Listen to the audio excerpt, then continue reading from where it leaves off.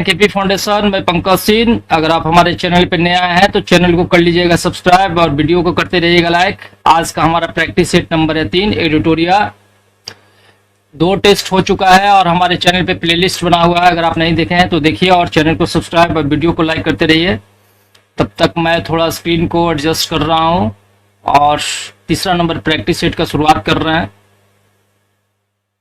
लेकिन उसके पहले है कि सफर में धूप तो होगी, सफर में धूप तो होगी, जो चल सको तो चलो। सफर में धूप तो होगी, जो चल सको तो चलो। सभी हैं भीड़ में, सभी हैं भीड़ में, तुम भी निकल सको तो चलो। सभी हैं भीड़ में, तुम भी निकल सको तो चलो। यहाँ किसी को कोई रास्ता नहीं देता, यहाँ किसी को कोई रास्ता नहीं देता। मुझे गिराकर अगर संभल सको तो चलो। कट थ्रोट कंपटीशन है, अगर आप दूसरे के गला नहीं काटेंगे तो आप सफल नहीं होंगे, क्योंकि 4 लाख 5 लाख में आपको एक पोस्ट लेना है। तो चलिए पहला क्वेश्चन से शुरुआत कर रहे हैं और अगेन रिक्वेस्ट है कि सब्सक्राइब और लाइक करना बिल्कुल नहीं भूलिएगा, तभी आपके लिए हम बेहतर प्रैक्टिस सेट उपलब्ध कराते रहेंगे। पहला क्वेश्चन है, माइक्रोलिथ लघु पाषाण उपकरणों का संबंध किस कालखंड से है? तो इसका आंसर हो जाएगा मध्य पाषाण काल। मध्य पाषाण काल। और मध्य पाषाण काल का समय कितना है? 12,000 वर्ष पूर्व से लेकर के 10,000 वर्ष पूर्व तक। 12,000 से 10,000 वर्ष पूर्व तक इसका मतलब काल है मध्य पाषाण काल का। और जो उपकरण का यहाँ पे जिक्र किया है, तो उस समय का जो उपकरण होता था, तो उसका जो मूठ है तो किसका बना होता था? या तो हड्डी का या लकड़ी का मूठ होता था। और उस समय का जो औजार है ना, वो हसिया और आरी जैसा औजार मिलता है। उस समय में कैसा औजार मिलता था? तो हसिया और आरी, इसको भी याद रखना है। दूसरा नंबर सवाल है, निम्नलिखित कथनों पर आपको विचार करना है। भारत में मनुष्य संबंधी सबसे पहला प्रमाण सिंधु घाटी में मिला है, तो सिंधु घाटी में नहीं मिला है। मैं मनुष्य संबंधी पहला प्रमाण, ये गलत हो गया स्टेटमेंट। यह कहाँ मिला है? तो नर्मदा घाटी में मिला है। यह कहाँ मिला है? तो नर्मदा घाटी में मिला है। और नर्मदा घाटी कहाँ स्थित है? तो यह स्थित है मध्य प्रदेश के। मानव खोपड़ी का सबसे पहला जीवाश्म का प्रमाण कहाँ मिला है? नर्मदा घाटी में। कब मिला? तो 1982 में मिला है, 1982। और यह स्थित कहाँ है? तो मध्य प्रदेश के होशंगाबाद जिला के हथनौरा नामक स्थान पर। और इसका 1982 में खोज कौन किए थे? तो एक भारतीय भूवैज्ञानिक सर्वेक्षक थे, उनका नाम था डॉक्टर अरुण सोनाकिया। अरुण सोनाकिया, उनका नाम क्या था? अरुण सोनाकिया। दूसरा है, आध ऐतिहासिक काल का तात्पर्य उस कालखंड से है जब मनुष्य को लिखने पढ़ने का कोई ज्ञान नहीं था। नहीं, ऐसा नहीं है, लिखने का ज्ञान था लेकिन उस लिपि को अभी तक पढ़ा नहीं जा सका है, इसलिए पढ़ने का ज्ञान नहीं था। तो यह भी स्टेटमेंट आपका गलत हो गया। तो यहाँ पे होगा न तो 1 और न ही 2। तीसरा नंबर क्वेश्चन देखते हैं, आपको मिलान करना है। थोड़ा स्क्रीन पे देखिए और विदिन 10 से 15 सेकंड में आप इसको मिलाइए, तब तक हम आपको आंसर बता रहे हैं। यह हो जाएगा भीमबेटका के शैल चित्र। इसका है डॉक्टर विष्णु श्रीधर बाकनकर। इसका हो जाएगा डॉक्टर विष्णु श्रीधर बाकनकर। यह 1957 से 58, 1957, इसके बाद है दूसरा पूरा पाषाणकालीन औजार। तो ये रॉबर्ट ब्रूस फुट कब किए हैं? 1963। इसके बाद है बिंद क्षेत्र में लघु पाषाणोपकरण, तो CL कार्लाइल। और ये कब किए हैं? 1867। इसके बाद है भारत में पहली बार शैल चित्रों का खोज, आर्कीबोल्ड कार्लाइल। आर्कीबोल्ड कार्लाइल कब किए? 1867-68। तो इसका तो 1 2 3 मिल गया। पहला 1, दूसरा मिल गया रॉबर्ट ब्रूस फुट, तीसरा भी मिल गया और चौथा भी मिल गया। 1 2 3 4 हो गया डायरेक्ट। तो इसका हो जाएगा 1 नंबर। चलिए 4 नंबर क्वेश्चन है, भारत में चावल के प्राचीनतम साक्ष्य कहां से प्राप्त हुए हैं? ये पूछा कि भारत में चावल के प्राचीनतम साक्ष्य कहां से प्राप्त हुए हैं? तो यह प्राप्त हुआ है कोलडीवा से, चावल का प्राचीनतम साक्ष्य। और कोलडीवा कहां पे है? तो अभी इलाहाबाद, जिसका नाम अभी वर्तमान में प्रयागराज हो गया है, तो उत्तर प्रदेश में यह स्थित है और यहाँ से ही प्राप्त हुआ है, कोलडीवा से ही। और यह कब प्राप्त हुआ है? तो 6000 ईसा पूर्व। किस चीज का? चावल का प्राचीनतम साक्ष्य। लेकिन पूछेगा कि कृषि का प्राचीनतम साक्ष्य, तो यह हुआ है कहां से? मेहरगढ़ से। और यह हुआ है 7000 ईसा पूर्व।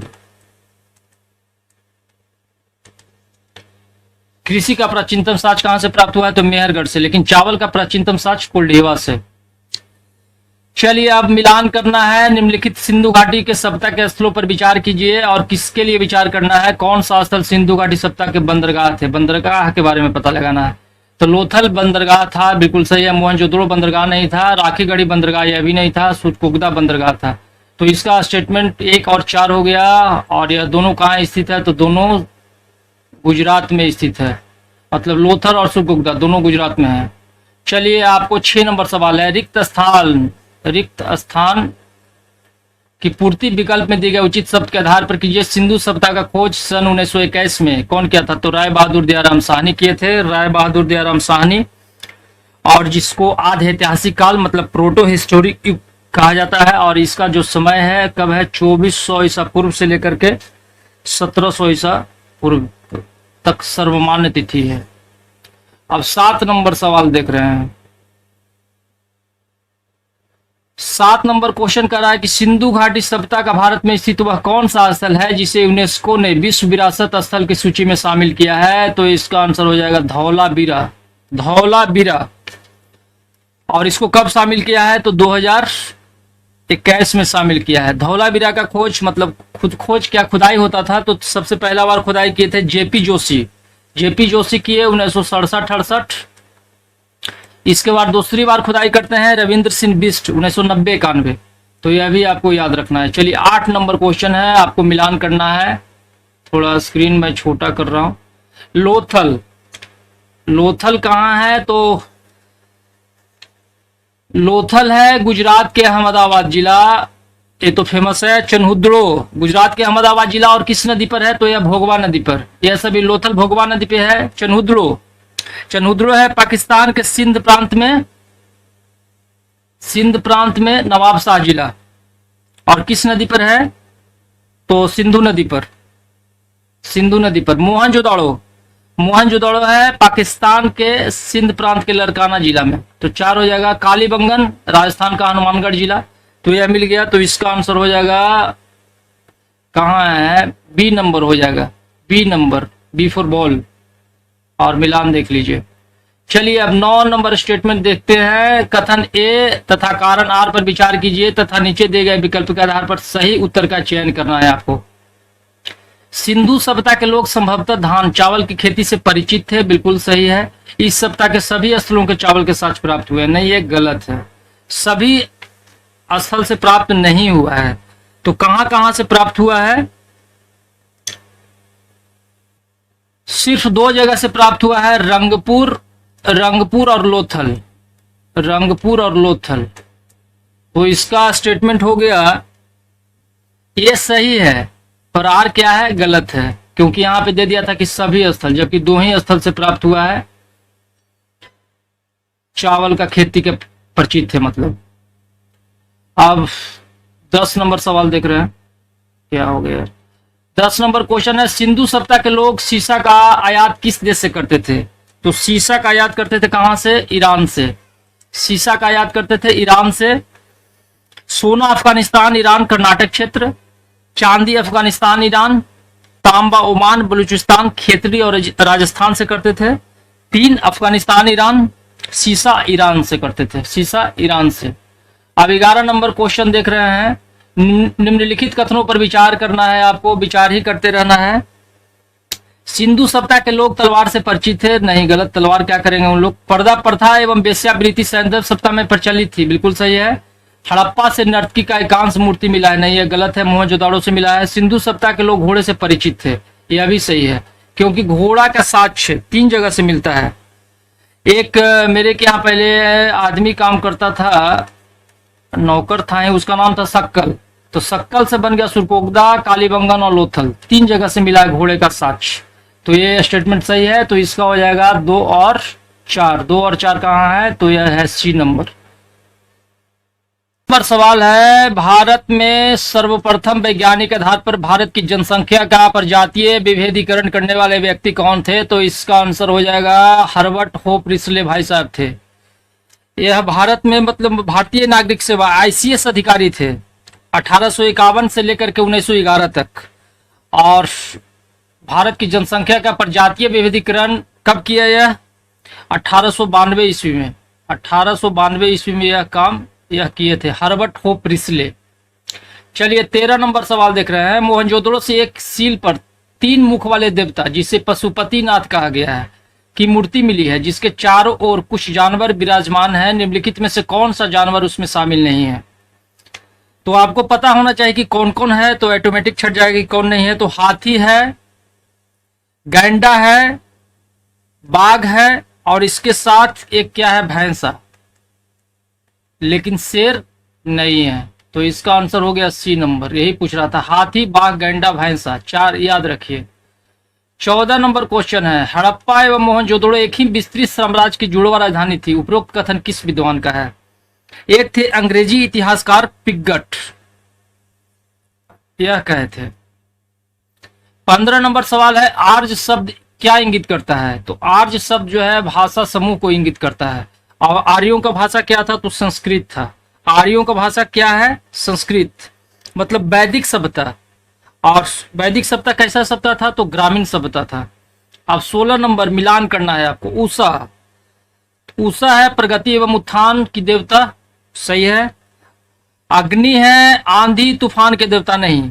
अग्नि है देवता एवं मनुष्य के बीच, अग्नि देवता एवं मनुष्य के बीच मध्यस्थता का काम करते हैं। मारुत क्या है? तो आंधी और तूफान का देवता। और इंद्र भगवान क्या है? युद्ध का नेता एवं वर्षा का देवता। तो इसका आंसर हो जाएगा बी नंबर। 17 नंबर मिलान विकल्प कथन ए और कारण आर पर विचार कीजिए तथा नीचे दिए गए विकल्प के आधार पर सही उत्तर का चयन करना है। ऋग्वैदिक काल में स्त्रियों की सामाजिक दशा बेहतर थी। बिल्कुल बेहतर था, कोई शक नहीं है कि नहीं था, सब बेहतर था। और स्त्रियां शिक्षा ग्रहण कर सकती थी तथा समाज में बाल विवाह एवं पर्दा प्रथा का प्रचलन नहीं था, यह भी सही है। तो इसका आंसर हो जाएगा आपका 1 नंबर। ए और आर दोनों सही है तथा आर की सही व्याख्या है। 18 नंबर देख रहे हैं। 18 नंबर सवाल इधर गया। सत्यमेव जयते शब्द किस ग्रंथ से उद्धृत किया गया है? सत्यमेव जयते मतलब सत्यमेव जयते का अर्थ है सत्य की विजय हो। यह कहाँ से लिया गया है? तो यह लिया गया है मुंडकोपनिषद से, मुंडकोपनिषद से लिया गया है। 19 नंबर सवाल है, दशराग युद्ध का चर्चा कहाँ मिलता है? दशराग युद्ध का चर्चा कहाँ मिलता है? तो ऋग्वेद के 7वां मंडल में मिलता है। तो सी नंबर हो जाएगा। ऋग्वेद के 7वां मंडल में मिलता है दशराग युद्ध का चर्चा। और यह युद्ध जो लड़ा गया था तो पुरुषनी, जो अभी रावी नदी के तट पर, किसके किसके बीच? सुदास एवं 10 जनों के बीच लड़ा गया था। इसमें सुदास का विजय हुआ था। 20 नंबर है, निम्नलिखित कथनों पर विचार कीजिए। ऋग्वेद में सरस्वती नदी का सर्वाधिक बार उल्लेख है। सर्वाधिक बार उल्लेख है, नहीं गलत। सबसे ज्यादा है सिंधु नदी का उल्लेख, सिंधु। ऋग्वेद में गंगा को सबसे पवित्र नदी माना गया है, यह भी गलत है। गंगा का प्रयोग मात्र एक ही बार ऋग्वेद में किया गया है। और ऋग्वेद में सरस्वती को सबसे पवित्र नदी माना गया है, सरस्वती को सबसे पवित्र नदी माना गया है। तो इसका आंसर क्या हो जाएगा आपका? डी नंबर, न तो 1 और न ही 2। 21 नंबर सवाल है, भारतीय दर्शन के सबसे प्राचीनतम विचारधारा कौन सी मानी जाती है? प्राचीनतम विचारधारा कौन है? तो यह सांख्य दर्शन। सांख्य दर्शन के प्रतिपादक कौन है? तो कपिल मुनि थे। जो इनका विचारधारा है वो दैत्यवाद पर विश्वास रखता है। 22 ऋग्वेद में उल्लेखित गायत्री मंत्र किस देवी देवता को समर्पित है? तो संबित मतलब सावित्री देवी, सावित्री को समर्पित है। और इसका जो गायत्री मंत्र की रचना कौन किए हैं? तो विश्वामित्र किए हैं। लोगों को आर्य बनाने के लिए किए थे विश्वामित्र, इसका गायत्री मंत्र का रचना किए हैं। 23 नंबर है, यह दार्शनिक विचारधारा ब्रह्मांड के भौतिकता में विश्वास करती है। इसके द्वारा परमाणु सिद्धांत का भी विकास भी हुआ है। उपरोक्त प्रसंग में संदर्भित कथन दर्शन कौन सा है? तो इसका हो जाएगा वैशेषिक। वैशेषिक दर्शन है, जिसका प्रतिपादक कौन किए हैं, प्रवर्तक कौन है? तो कनाथ, जिनको उल्लुक भी जाना जाता है। 24 नंबर है, आपको रिक्त स्थान की पूर्ति विकल्प में दिए गए उचित शब्द के आधार पर कीजिए। वेदांत दर्शन में उपनिषद, भागवत गीता को ज्ञान का प्रमुख स्रोत माना जाता है। इन तीनों ग्रंथों का सामूहिक रूप से प्रस्थान या त्रयी कहा जाता है। किसमें कहा जाता है? तो ये इसका आंसर हो जाएगा ब्रह्मा सूत्र, ब्रह्मा सूत्र में कहा जाता है। 25 नंबर क्वेश्चन है, ईसा पूर्व 6ठी शताब्दी में चेदी महाजनपद जिसकी राजधानी शक्तिमती थी की पहचान कीजिए। वर्तमान समय में किस क्षेत्र से की जा सकती है? तो इसका आंसर हो जाएगा बुंदेलखंड उत्तर प्रदेश, बुंदेलखंड उत्तर प्रदेश। चेदी। जिसका राजधानी कहाँ था? चेदिका तो शक्तिमती था। और देवरिया बस्ती गोरखपुर किसका था? तो यह था मल, जिसका राजधानी कहाँ था? कुशावती। और इसके बाद इलाहाबाद प्रयागराज उत्तर प्रदेश वत्स था, जिसका राजधानी कहाँ था? कौशाम्बी। और सूरसेन का राजधानी मथुरा। चलिए आगे देख रहे हैं 26 नंबर। महाजनपद तथा सूची दो राजधानी है, इसको सुमेलित कीजिए तथा सूचियों के नीचे दिए गए कूट की सहायता से सही उत्तर का चयन कीजिए। तो कौशल का राजधानी कहाँ था? तो कौशल का श्रावस्ती। अंग का कहाँ था? तो चंपा, अंग का चंपा। मत्स्य का कहाँ था? विराटनगर, विराटनगर। कंबोज के हजरा या राजपुरा। तो इसका आंसर हो जाएगा आपका बी नंबर। 27 नंबर है कि अंगुत्तर निकाय नामक ग्रंथ में ईसा पूर्व 6ठी शताब्दी में भारतवर्ष में 16 महाजनपदों का उल्लेख मिलता है। अंगुत्तर निकाय ग्रंथ किस धर्म से संबंधित है? तो यह बौद्ध धर्म से संबंधित है, जिसमें क्या मिलता है? 16 महाजनपदों का उल्लेख मिलता है। 28 नंबर क्वेश्चन है, जैन धर्म के 23वें तीर्थंकर पार्श्वनाथ का संबंध कहाँ से था? तो यह था कहाँ से? काशी से था इनका संबंध। और इच्छाबुक वंशीय राजा अश्वसेन के यह पुत्र थे। जैन धर्म में 24 तीर्थंकर हुए, जिसमें 23वें थे पार्श्वनाथ। अब 29 नंबर क्वेश्चन कर रहा है कि द्वितीय जैन संगति का आयोजन कब और कहाँ किया गया था? मतलब दो ही जैन संगति हुआ है, तो दूसरा के बारे में पूछ रहा है आपसे। तो इसका आंसर हो जाएगा 512 ईस्वी में वल्लभी गुजरात में हुआ था। पहला जैन संगति कब हुआ था? तो 300 ईस्वी में स्थूलभद्र की अध्यक्षता में पाटलिपुत्र में आयोजित किया गया था, स्थूलभद्र की अध्यक्षता में। और द्वितीय जैन संगति कहाँ हुआ? 512 ईस्वी में क्षमा श्रवण की अध्यक्षता में, वल्लभी गुजरात में। और इस जैन धर्म से संबंधित सिद्धांतों का व्यवस्थीकरण और जैन ग्रंथों का रचना किया गया था द्वितीय में। चलिए 30 नंबर है, निम्नलिखित कथनों पर आपको विचार करना है और बताना है कि क्या कर रहा है, उपरोक्त में से कुल कितने कथन सही हैं, यह आपको देखना है। जैन धर्म में ईश्वर की मान्यता है, बिल्कुल मान्यता है। जैन धर्म में आत्मा की मान्यता भी नहीं है, नहीं, ये गलत है। जैन धर्म तो ऐसा कहता है कि इंसान तो इंसान, पेड़ पर्वत पौधा सभी में आत्मा है, इसीलिए स्टेटमेंट गलत हो गया। जैन धर्म ने अपने आध्यात्मिक विचारों का सांख्य दर्शन से ग्रहण किया है, यह सही है। मल राजा के राजप्रसाद में महावीर स्वामी का निर्वाण प्राप्त हुआ था, यह भी सही है। तो 2 नंबर सिर्फ गलत है। तो कुल कितने कथन सही पूछ रहा था? तो 3 कथन सही है। चलिए 31 है, जैन तीर्थकारों की जीवनी से संबंधित ग्रंथ की रचनाकार कौन है? तो इसका आंसर हो जाएगा भद्रबाहु हैं। भद्रबाहु द्वारा रचित एक पुस्तक है कल्पसूत्र, उसके बारे में जैन तीर्थकारों का जीवनी से संबंधित वह रचना किए हैं। मतलब सभी चीज के बारे में नहीं बताए तीर्थंकर के बारे में, लेकिन 4-5 चीज सभी के बारे में बताए हैं, जैसे गर्भधान, जन्म, गृह त्याग, ज्ञान प्राप्ति, प्रथम उपदेश, इतना उस किताब में संकलन है। सभी के बारे में 24वें तीर्थंकर के बारे में संकलन है। 32 नंबर सवाल देखते हैं, जैन धर्म से संबंधित सीतन वासल की गुफाएं किस राज्य में स्थित है? सीतन वासल, याद रखिए, सीतन वासल की गुफाएं किस राज्य में स्थित है? यह तमिलनाडु में स्थित है। तमिलनाडु है, मतलब पुदुकोट्टई जिला में स्थित है। सीतन वासल या सीतन वासल जैन धर्म से संबंधित है। सीतन वासन का मतलब तमिल भाषा का है, जिसका अर्थ क्या होता है? महान संतों का निवास। सीतन वासल उसको बोला जाता है, महान संतों का निवास। 33 है, रिक्त स्थान की पूर्ति विकल्प में दिए गए उचित शब्द के आधार पर कीजिए। महावीर स्वामी ने अपने शिष्यों को कितना गंधर्वों में विभाजित किया था? तो महावीर स्वामी ने अपने शिष्यों को 11 गंधर्वों में विभाजित किए थे। कितना? 11 गंधर्वों में विभाजित किए थे। आर सुधर्मा एक अकेला ऐसा गंधर्व था जो महावीर की मृत्यु के बाद भी जीवित रहा और जैन धर्म का प्रथम थेराया उपदेशक हुआ। 34 है, बौद्ध धर्म के संस्थापक गौतम बुद्ध के महापरिनिर्वाण की घटना को किस प्रतीक द्वारा अभिव्यक्त किया जाता है? तो इसका आंसर हो जाएगा स्तूप के द्वारा अभिव्यक्त किया जाता है। जन्म कमल एवं साढ़, गिरि त्याग घोड़ा, ज्ञान पीपल वृक्ष, प्रथम उपदेश धर्मचक्र, निर्वाण पद चिन्ह और महापरिनिर्वाण अर्थात मृत्यु स्तूप। 35 गौतम बुद्ध ने अपना प्रथम उपदेश किस स्थान पर दिया था? प्रथम उपदेश जिसको बौद्ध धर्म में धर्म चक्र परिवर्तन कहा गया है वह दिए थे ऋषि पत्तनम सारनाथ में। 36 नंबर सवाल है, बौद्ध धर्म से जुड़ा महत्वपूर्ण मठ रूमटेक, रूमटेक किस राज्य में स्थित है? 4 अक्षर का शब्द है, मिल गया 4 अक्षर का, सिक्किम में है। रूमटेक मठ कहाँ है? सिक्किम में है। आपको मिलान करना है अब। बोधिमंडा मठ, बोधिमंडा मठ मतलब यह तो हो जाएगा बिहार, बोध गया बिहार। तवांग मठ अरुणाचल प्रदेश। इसके बाद नामग्याल मठ हिमाचल प्रदेश। थिकसे मठ लद्दाख। सभी मिल गया 1 2 3 4, तो इसका एक ही हो गया, 1 नंबर में आंसर हो गया। अब 38 नंबर है, उत्तर वैदिक काल में निष्क और शतमान क्या थे? तो मुद्रा का इकाई था, मुद्रा की इकाई। चलिए आगे देख रहे हैं। 40 नंबर क्वेश्चन है, निम्नलिखित कथनों पर विचार कीजिए। अनीश्वरवाद के संबंध में बौद्ध धर्म एवं जैन धर्म में समानता है। बिल्कुल समानता है, क्योंकि ईश्वर के अस्तित्व को दोनों धर्म नकारता है।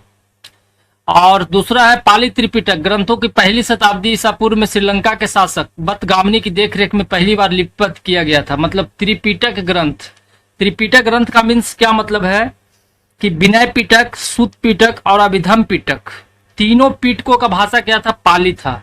और श्रीलंका के जो शासक थे बतगामनी की देखरेख में इसको पहली बार लिपिबद्ध किया गया। तो इसका आंसर हो जाएगा दोनों सही है। तो 39 का सी नंबर हो जाएगा, 1 और 2 दोनों। 40 नंबर सवाल है, शैव मत का सबसे पुराना संप्रदाय किसे माना गया है? तो यह पाशुपत को माना गया है शैव मत का सबसे पुराना संप्रदाय। शैव मत अनेक संप्रदायों में विभक्त है और वामन पुराण में शैव संप्रदाय की संख्या कितना बताया गया है? तो 4। जिस कौन कौन? पाशुपत, कपालिक, कालामुख और लिंगायत। पाशुपत संप्रदाय जो है सर्वाधिक प्राचीन संप्रदाय है। इसके संस्थापक कौन थे? लकुलिश थे, जिन्हें भगवान शिव के 18 अवतारों में से एक माना जाता है। 41 है, शैव धर्म से संबंधित किस ग्रंथ के 5वां वेद के नाम से जाना जाता है? तो यह जाना जाता है तिरुतुंदर पुराणम को, तिरुतुंदर पुराणम। यह 12वीं शताब्दी में राजा कुलोत्तुंग द्वितीय के शासनकाल में इसको लिखा गया था। किसके द्वारा? तिरुतुंदर पुराणम को लिखा गया था, जिसको थिसथोंडा थोगई के भी नाम से जाना जाता है। 42 है, रिक्त स्थान की पूर्ति विकल्प में दिए गए उचित शब्द के आधार पर कीजिए। शताब्दी में मत्स्येंद्र नाथ ने नाथ संप्रदाय की रचना की थी। कितवीं शताब्दी में किए थे? तो यह हो जाएगा 10वीं शताब्दी। चलिए 43 नंबर है, मिलान करना है आपको 43 नंबर सवाल को। अनंत तीरथ द्वैत, वल्लभाचार्य शुद्ध, रामानुज विशिष्टाद्वैत और निम्बार्क द्वैताद्वैत, द्वैताद्वैत। तो इसका हो जाएगा बी नंबर। चलिए 44 नंबर है, वैष्णव धर्म के प्रवर्तक कृष्ण का सर्वप्रथम उल्लेख कहाँ मिलता है? कहाँ मिलता है? यह छांदोग्य उपनिषद में मिलता है, छांदोग्य उपनिषद में। और 45 नंबर है, 45 नंबर क्वेश्चन है, 45 नंबर क्वेश्चन है, रुद्र संप्रदाय सुधादैत मत का पालन करता है जिसके आचार्य वल्लभाचार्य थे। तो यह हो जाएगा कि आपका उपरोक्त में से कितने कथन सही है, यह सवाल आपसे पूछ रहा है। रुद्र संप्रदाय सुधादैत मत का पालन करता है जिसके आचार्य वल्लभाचार्य थे। तो यह बिल्कुल सही है। अंकोर वाट का मंदिर म्यांमार में स्थित है? नहीं, अंकोर वाट का जो मंदिर है वह कंबोडिया, कंबोज में स्थित है। यह स्टेटमेंट गलत हो गया। दूसरा, राम भक्त संप्रदाय के संस्थापक रामदास थे। रामदास नहीं थे, रामानंद थे, रामानंद। और चौथा है, ब्रह्मसूत्र नामक पुस्तक रामानुज द्वारा लिखा गया है जिनका संबंध श्री वैष्णव संप्रदाय से है। तो यह स्टेटमेंट सही हो गया। तो 1 और 4 है। यहाँ पूछा था कुल कितने कथन सही है? तो 2 कथन सही है, बी नंबर हो गया इसका आंसर। और 46 नंबर है, सिकंदर प्लेटो का शिष्य था। यह गलत है, सिकंदर अरस्तु का शिष्य था। सिकंदर तथा पंजाब के शासक पोरस के बीच चिनाब नदी के तट पर लड़ा गया था। चिनाब नदी के तट पर नहीं, झेलम नदी, झेलम या बितस्ता नदी के तट पर लड़ा गया था। तो यह भी स्टेटमेंट गलत हो गया। तो कथनों पर विचार, तो न तो 1 है और न ही 2 है, डी नंबर इसका आंसर हो गया। और 47 से, सिकंदर की सेना ने किस नदी को पार करने से इनकार कर दिया था जिसके कारण सिकंदर अपने भारत अभियान के बीच छोड़कर ही वापस लौटना पड़ा? तो इसको मतलब ब्यास नदी को पार करने से इनकार कर दिया था। और वह सिकंदर वापस लौटा। 325 ईसा पूर्व में भारत लौटता है और रास्ता में बेबीलोन पड़ता है। वहां उसको 323 ईसा पूर्व में 33 वर्ष की अवस्था में मृत्यु हो जाता है। और इसकी पत्नी का नाम क्या था? रेक्सोना। चलिए 48 है, अशोक के निम्नलिखित प्रमुख शिलालेखों में से किसमें धम्म नीति का व्याख्या का उल्लेख है? धम्म नीति का व्याख्या का उल्लेख किसमें है? तो यह प्रमुख शिलालेख 11 में है। प्रमुख शिलालेख 11, धम्म नीति का व्याख्या। 1 में है क्या? पशु बलि का निंदा। और 2 में है सामाजिक कल्याण के उपाय। और 13 में क्या है? कलिंग युद्ध। 13 में कलिंग युद्ध है। चलिए 49 नंबर है, संस्कृत नाटक मुद्रा राक्षस के लेखक कौन है? तो मुद्रा राक्षस के लेखक हैं विशाख दत्त हैं, विशाख दत्त। कालिदास का पुस्तक है मेघदूत, ऋतु संहार, कुम्हार संभव, मालविकी इग्नेमत्रम, अभिज्ञान शकुंतलम। अब भावभूति का पुस्तक है कौन? मालती माधव। और कौटिल्य का भी देख लीजिए, अर्थशास्त्र। चलिए 50 नंबर में मिलान करना है आपको। समाहर्ता किसको कहा जाता था? तो समाहर्ता कहा जाता था राजस्व संग्रहकर्ता को। राष्ट्रपाल किसको कहा जाता था? तो राष्ट्रपाल कहा जाता था किसी प्रांत के वायसराय को। गोपा किसको कहा जाता था? तो गोपा कहा जाता था खातों के लिए जिम्मेवार था। युक्ता क्या था? तो युक्ता था अधीनस्थ राजस्व अधिकारी। तो इसका हो गया 1 नंबर 50 का 1। चलिए आगे देख रहे हैं। चलिए 51 नंबर सवाल है, अशोक के शिलालेख से संबंधित निम्नलिखित युग्मों पर विचार कीजिए। अशोक भाबरू बैराट शिलालेख, यह गलत है। मतलब अशोक का नाम अशोक मिलता है मास्के अभिलेख में। पियादस्सी राजा बराबर गुफा शिलालेख, यह जहानाबाद, बिहार के जहानाबाद जिला में है बराबर गुफा शिलालेख। इसमें पियादस्सी राजा का उल्लेख मिलता है। तो इसका आंसर हो जाएगा केवल 2। मतलब देव नाम प्रिय अशोक राजा मिलता है गुर्जर लघु शिलालेख में। और अशोक मौर्य जूनागढ़ शिलालेख में मिलता है इसका चर्चा। 52 नंबर क्वेश्चन है, ताम्रलिप्ति बंदरगाह निम्नलिखित में से किस क्षेत्र में स्थित है? तो पूर्वी तट पर बंगाल में स्थित था।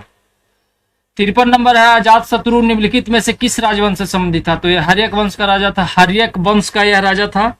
492 से 460 ईसा पूर्व, 492 से 460 ईसा पूर्व। यह बिंबिसार की हत्या करके गद्दी पर बैठता है। और इसका प्रमुख विजय बज्जी वाला जो विजय होता है, वर्षाकार की सहायता से रथ मुसलमान से लकंटक यंत्र की मदद से जीतता है। 54 नंबर है, मौर्य वंश के बाद किस वंश ने मगध पर गद्दी किया? तो शुंग वंश। ब्राह्मण राज का स्थापना करता है पुष्यमित्र शुंग 185 ईसा पूर्व में। 185 ईसा पूर्व में अंतिम मौर्य राजा था कौन? बृहद्रथ, उसको हत्या करके यह गद्दी पर बैठता है। 55 नंबर है, मध्यमा प्रतिपदा का अवधारणा किस दर्शन से संबंधित है? तो बौद्ध दर्शन से। न ज्यादा बड़ा बनिए न ज्यादा छोटा। 56 नंबर है, बौद्ध परिषद के बारे में निम्नलिखित कथनों पर विचार कीजिए। प्रथम बौद्ध संगति, इसका अध्यक्ष गलत है, मेघलीपुतिस महाकश्यप थे। तृतीय बौद्ध संगति, इसका अध्यक्ष थे मेघलीपुतिस, उल्टा हो गया है। तो इसका हो जाएगा किसी नंबर 1 और 2 दोनों। यहाँ पे गलत कथन चुनना है तो दोनों गलत है। प्रथम बौद्ध संगति राजा रहते हैं कौन? अजातशत्रु 483 ईसा पूर्व, इसके अध्यक्ष महाकश्यप। और आनंद और उपाली सुत पिटक और विनय पिटक का संकलन करते हैं प्रथम बौद्ध संगति में। तृतीय बौद्ध संगति 250 ईसा पूर्व पाटलिपुत्र में अशोक के शासन काल में होता है, इसके अध्यक्ष मेघलीपुतिस। और परिणाम क्या होता है? विधम पिटक का संकलन। चलिए 57 है, बौद्ध ग्रंथ मिलिंद पन्नो मूलतः किस भाषा में लिखा गया था? बौद्ध ग्रंथ मिलिंद पन्नो पाली भाषा में लिखा गया था। पाली किस भाषा में लिखा गया? तो पाली भाषा में लिखा गया। मतलब मिलिंद इंडो यूनानी शासक और बौद्ध संत कौन थे? नागसेन के बीच जो संवाद है उसको पाली ग्रंथ में लिखा गया है। चलिए 58 है, निम्नलिखित में से किस ग्रंथ में पुष्यमित्र शुंग और बौद्ध भिक्षुओं के बीच संघर्ष का उल्लेख है? संघर्ष का उल्लेख है दिव्यावदान में उल्लेख है। इसमें क्या है? 38 बौद्ध कहानियों का संग्रह है, जिनमें से प्रत्येक बौद्ध धर्म के कर्म के नियम और नैतिक शिक्षाओं का दर्शाता है। चलिए 59 है, 59 नंबर क्वेश्चन, कन्नब वंश का संस्थापक कौन था? कन्नब वंश का वासुदेव कन्नब ने शुक वंश के शासक देवभूति की हत्या करते हैं। कन्नब वंश मतलब 73 ईसा पूर्व से लेकर के 28 ईसा पूर्व तक इसका जो है शासन रहता है। कन्नब वंश का राजधानी कहाँ था? तो पाटलिपुत्र था। और विष्णु पुराण में उल्लेख है कि वासुदेव कन्नब ने अंतिम सुशासक को उखाड़ फेंका था। चलिए अब है 60 है, रुद्रदामन प्रथम ने जूनागढ़ शिलालेख में निम्नलिखित में से किस मौर्य राजा का उल्लेख किया है? रुद्रदामन प्रथम, ये बड़ा इंपॉर्टेंट है। चंद्रगुप्त मौर्य का उल्लेख किया है इसमें, और संस्कृत में सबसे पुराना शिलालेख यह है, रुद्रदामन का जूनागढ़ शिलालेख।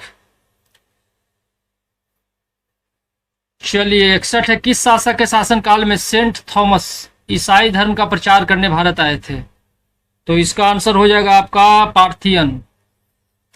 पार्थियन, सेंट थॉमस उत्तर पश्चिम भारत के कुछ हिस्सों पर शासन करने वाले पार्थियन शासक। राजा का नाम क्या है? गोडोफर्निस के शासनकाल के दौरान आया था। चलिए अब है 62 नंबर क्वेश्चन, कुषाण शासक के बारे में निम्नलिखित में से कौन सा कथन सही नहीं है? सही नहीं है, यह आपको चूज करना है।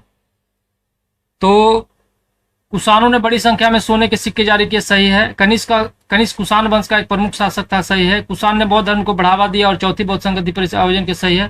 कुषाणों की राजधानी पाटलिपुत्र थी, गलत है। पेशावर या मथुरा था, तो यह आंसर हो गया डी। इसका राजधानी कहाँ था? पेशावर या मथुरा, पेशावर या मथुरा। चलिए 63 है, कला विद्यालयों और शासकों राजवंशों से संबंधित निम्नलिखित युग्मों पर विचार कीजिए। अमरावली कला विद्यालय शक कुषाण वंश से संबंधित है। अमरावती कला विद्यालय सातवाहनों से, यह गलत हो गया, सातवाहन से संबंधित है। सातवाहन के शासनकाल में सब फला फूला। और मथुरा कला विद्यालय सतवाहन से संबंधित है। मथुरा कला विद्यालय शक कुषाण से संबंधित है, शक और कुषाण से संबंधित है। तो यह भी स्टेटमेंट गलत हो गया। तो यहाँ पे सत कथन को चुनना था, तो न तो 1 और न ही 2, तो ये हो गया डी। चलिए 64 है, निम्नलिखित में से कौन सा चीनी यात्री हर्षवर्धन के शासनकाल के दौरान भारत आया था? बच्चा रट रट के पागल हो गया, इसमें क्या है डिस्कस करना, हेन सांग के शासनकाल में। चलिए 65 है, प्रसिद्ध संस्कृत जीवनी हर्षचरित के लेखक कौन है? हर्षचरित के लेखक कौन है? बाणभट्ट है। बाणभट्ट, हर्षचरित कादम्बरी बाणभट्ट के द्वारा लिखा गया है। हर्षवर्धन 3 संस्कृत नाटक लिखा था, नागानंद, रत्नावली और प्रियदर्शिका। विशाख दत्त लिखे हैं मुद्रा राक्षस। कालिदास अभिज्ञान शकुंतलम, कुमार संभव मेघदूत वगैरह। चलिए अब 66 में मिलान करना है। चक्र प्रांत, चक्र जो प्रांत था किसके? राष्ट्रपाल या कुमार। ग्राम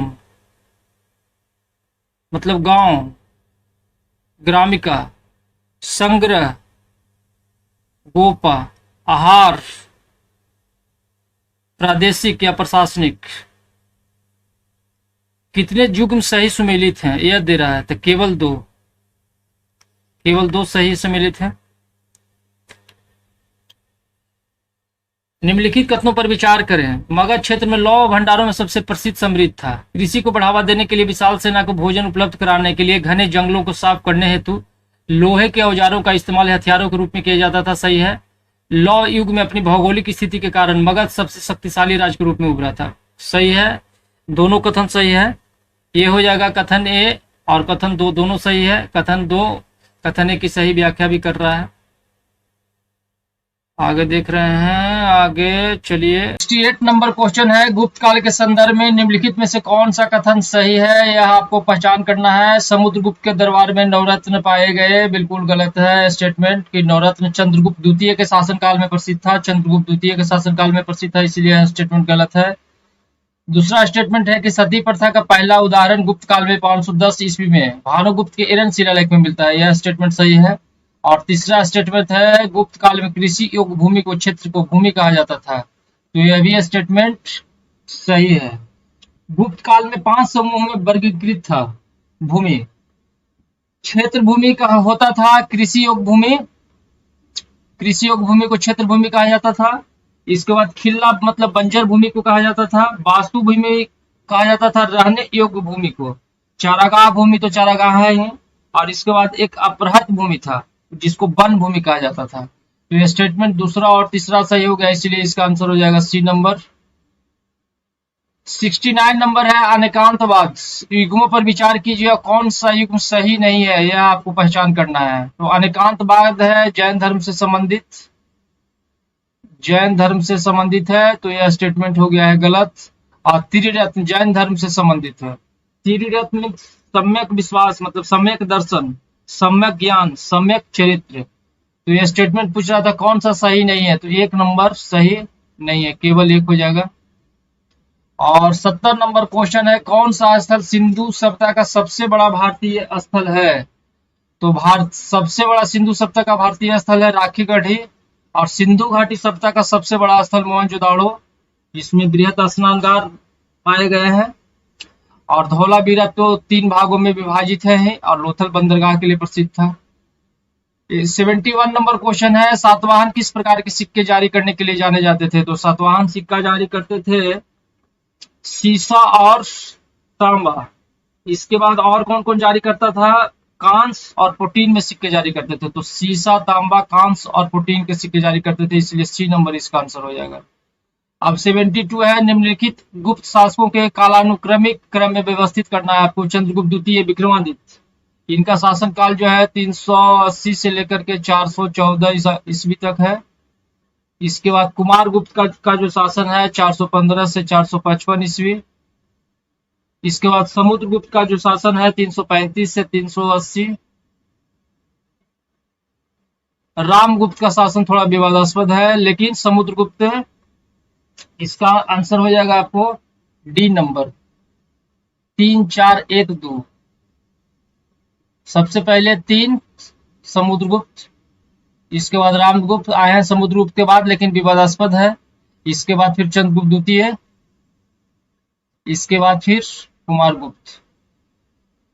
तो ये 4 नंबर, पहला हो जाएगा 1, यहाँ हो जाएगा 2, यहाँ हो जाएगा 3, यहाँ हो जाएगा फिर 4। तो इसका आंसर हो गया डी नंबर।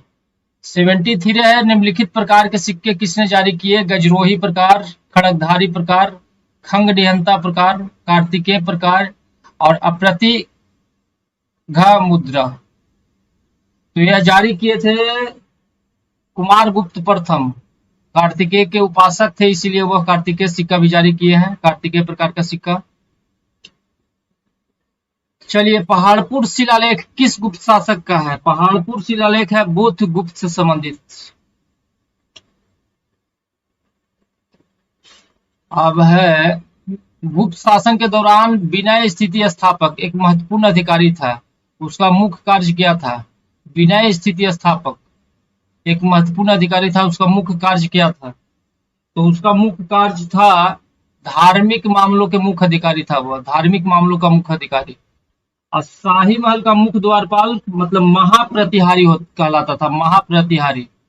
और पुलिस विभाग का मुख्य अधिकारी को क्या कहा जाता था? दंडपाशिक, दंडपाशिक किसको कहा जाता था?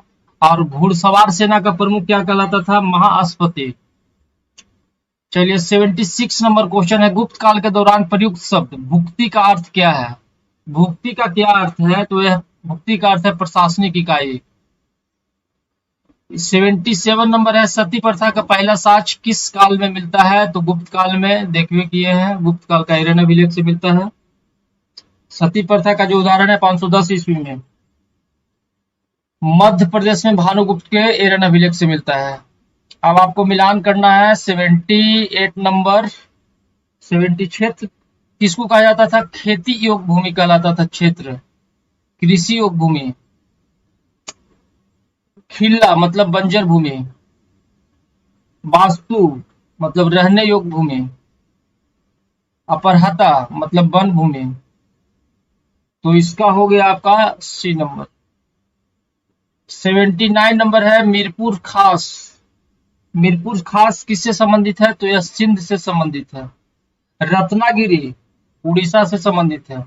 धामेक, धामेक है सारनाथ में।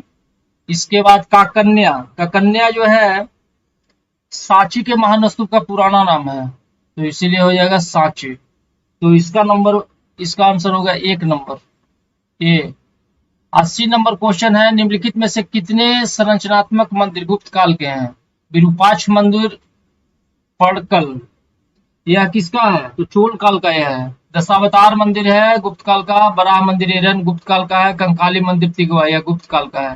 तो केवल यहाँ पे 3 हो जाएगा, केवल हो जाएगा 3। विरूपाक्ष मंदिर हो गया सिर्फ चालुक्य काल का, बाकी ये 3 है गुप्त काल का। 81 नंबर है, निम्नलिखित में से कौन सी गुफा मौर्य शासक दशरथ के संरक्षण में बनाया गया था? तो नागार्जुनी गुफा। बाकी कर्ण का चौपाड़ लोमस ऋषि और सुदामा ये बनाए थे अशोक। कर्ण का चौपाड़ लोमस ऋषि और सुदामा अशोक द्वारा निर्मित है, और बाकी जो है दशरथ बनाए हैं नागार्जुनी गुफा। चलिए आगे देख रहे हैं। अब मतलब शिवगा चिंतामणि मतलब जीवक चिंतामणि जिसको बोला जाता है, किसने लिखा था? तो इसका आंसर हो जाएगा तिरुत्तकरदेवस। तिरुत्तकरदेवस।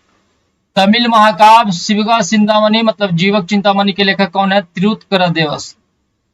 मतलब तमिल साहित्य के 3 मुख्य महाकाव्य हैं, शिल्पाधिकारम, मणिमेखलाई और शिवगा चिंतामणि, जिसको जीवक चिंतामणि।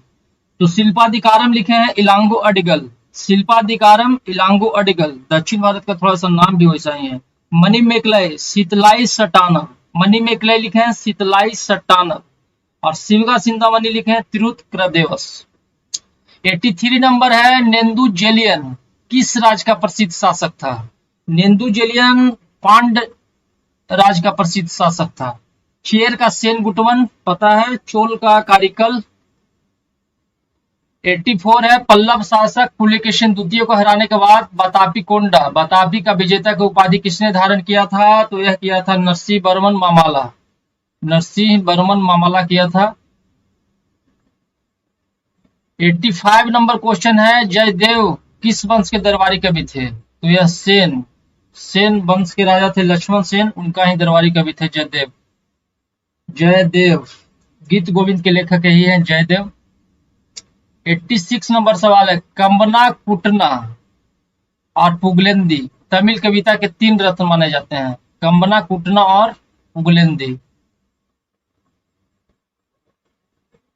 चलिए 87 नंबर क्वेश्चन है, निम्नलिखित में से किसने श्री विजय साम्राज्य के खिलाफ सफल सैन्य अभियान का नेतृत्व किया, जो शक्तिशाली समुद्री राज था, जिसने मलय प्रायद्वीपीय, सुमात्रा, जावा और पड़ोसी द्वीपों पर शासन किया था? तो इसका आंसर हो जाएगा आपको राजेंद्र प्रथम चोल। राजेंद्र प्रथम चोल 11वीं शताब्दी में लगभग 1025 ईस्वी में श्री विजय साम्राज्य के विरुद्ध एक प्रसिद्ध सफल नौसैनिक अभियान का नेतृत्व किया था। इस अभियान ने समुद्री मार्गों और दक्षिण पूर्व एशिया के राजनीतिक परिदृश्य को महत्वपूर्ण रूप से प्रभावित किया था। 88 नंबर है, निम्नलिखित साम्राज्यों को कालानुक्रमिक क्रम में व्यवस्थित करें जिन्हें दक्कन और आसपास के क्षेत्रों पर शासन किया। तो इसका हो जाएगा सातवाहन 60 ईस्वी से लेकर के, सातवाहन है 60 ईस्वी से लेकर के 225 ईस्वी तक, 225 ईसा पूर्व तक, 60 ईसा पूर्व से लेकर के 225 ईसा पूर्व तक, 60 ईसा पूर्व से लेकर के 225 ईसा पूर्व। इसके बाद बाकाटक, बाकाटक 3री शताब्दी से 5वीं शताब्दी। इसके बाद चालुक 543 ईसा पूर्व से 543 ईसा पूर्व से 755 ईसा पूर्व। इसके बाद राष्ट्रकूट, राष्ट्रकूट है 752 ईसा पूर्व से 973 ईसा पूर्व। तो इसका आंसर हो जाएगा 1 नंबर CBD है। चलिए 89 नंबर सवाल है, पालों, प्रतिहारों और राष्ट्रकूटों के बीच वर्चस्व के लिए त्रिपक्षीय संघर्ष मुख्य रूप से किसके लिए था? तो कन्नौज शहर पर कब्जा करने के लिए। कन्नौज शहर उसमें बहुत प्रभावशाली था, तीनों शक्ति चाहता था कि हम इस पर, पूर्व में जैसे पाल, उत्तर में गुर्जर प्रतिहार और दक्कन में राष्ट्रकूट कन्नौज शहर पर अधिकार करने के लिए इच्छा कर रहे थे भाई, और इसी का संघर्ष चल रहा था यह तीनों में। और 90 नंबर सवाल है, आपको मिलान करना है, चेरा, चोल, चोल का हो जाएगा तंजौर, चालुक्य का हो जाएगा बतापी, और पल्लव का हो जाएगा कांची, और चेरा का हो जाएगा बंजी। 1 2 3 4 मिल गया, तो इसका नंबर हो जाएगा D, 1 के A, 2 के B, 3 के C, 4 का D। अब 91 नंबर सवाल है, मोहनजोदड़ो एंड इंडस सिविलाइजेशन नामक पुस्तक किसके द्वारा लिखा गया है? तो जॉन मार्शल के द्वारा लिखा गया है, जॉन मार्शल।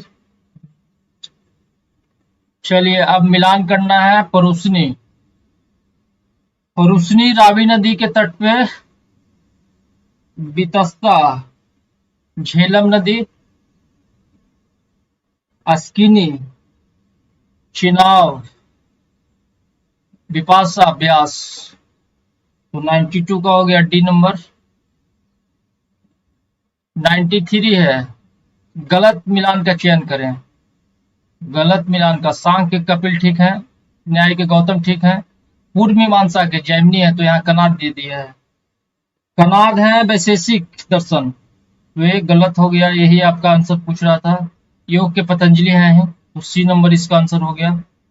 वाजपेयी यज्ञ का संबंध किससे है? वाजपेयी यज्ञ का संबंध है राजा द्वारा अपनी शक्ति प्रदर्शन के लिए रथ दौड़ से। वाजपेयी यज्ञ की राजा क्यों करता था? राजा द्वारा अपनी शक्ति प्रदर्शन के लिए रथ दौड़ करने के लिए किया जाता था। और राजा के राजाभिषेक से संबंधित कौन था? राजा के राजाभिषेक से राजसूय यज्ञ होता था, और पापों के क्षय तथा स्वर्ग की ओर ले जाने वाले नाव अग्निष्टोम यज्ञ होता था।